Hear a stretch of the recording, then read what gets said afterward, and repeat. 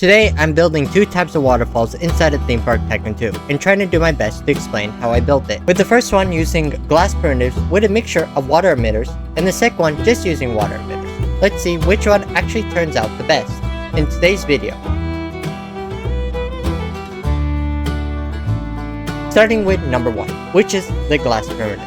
For number 1, I started with a black primitive to make it look like the river is really deep, and then put the glass on top of it. With the glass primitives being placed on top of the black primitive, it creates the illusion that the river is really deep. So for the glass primitives, I'm using a mixture of both blue and white colors. Now, right now, I'm pretty much just stating the obvious, but the blue represents the water, while the white represents the foam from the rushing waterfall. Since this is the first time building art with glass inside of Theme Park Tycoon 2, especially something that's supposed to look natural, I took some time to build the waterfall, and it took a couple attempts before it actually turned out quite nice.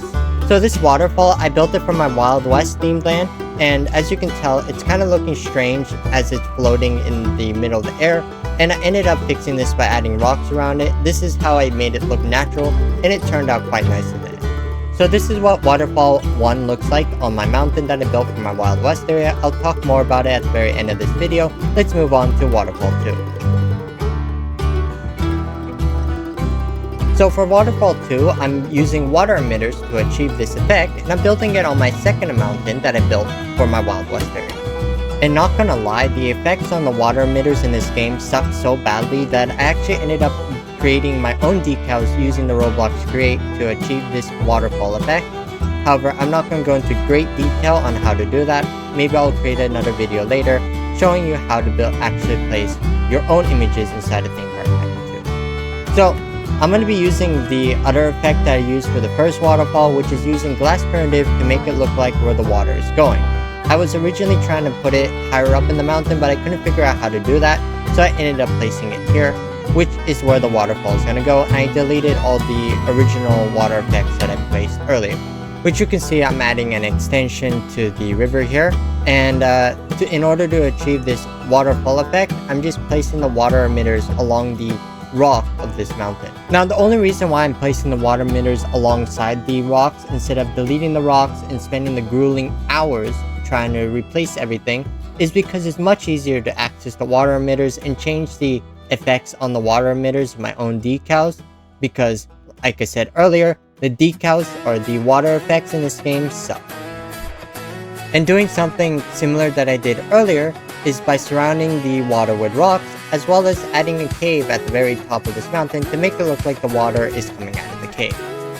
And you may think this is unnecessary, however the whole point of my builds is to kind of show story, and I thought the best way to show story as well as it looks more natural is by adding a cave at the top of the mountain where the waterfall is coming out. So let's talk about the first waterfall. For the first waterfall, I used the glass art style to make the waterfall. Now this is the first time I used glass primitive in this type of build, and could I have done a better job? Yeah, I probably could have done a better job at it. However, the end product of this waterfall turned out quite amazing. Using the water emitters with the custom decals that I built to be able to make the water look like it's moving, and I honestly think it turned out quite nice, especially how the waterfall starts at the very top of the mountain and makes its way down to the bottom. Overall, one of the things that I found out when I was building this waterfall, it was lacking a little bit of life. Other than the water emitters made it look like the waterfall was moving, it still was lacking a lot of life, so I decided to add a lot of light to the waterfall as well, giving some blue light to where the water is, and some white light to where the foam is, where the rushing water of the waterfall is. But that is waterfall 1. Let's compare this to waterfall 2. So for waterfall 2, I only used water emitters to be able to achieve this waterfall.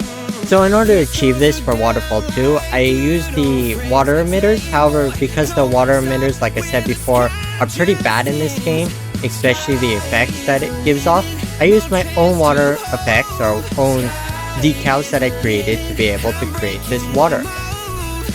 All in all, even though both of the waterfalls looked quite nice, I thought waterfall 2 looked the best. This is because of the movement looked the most realistic. However, let me know down below which one you liked the best.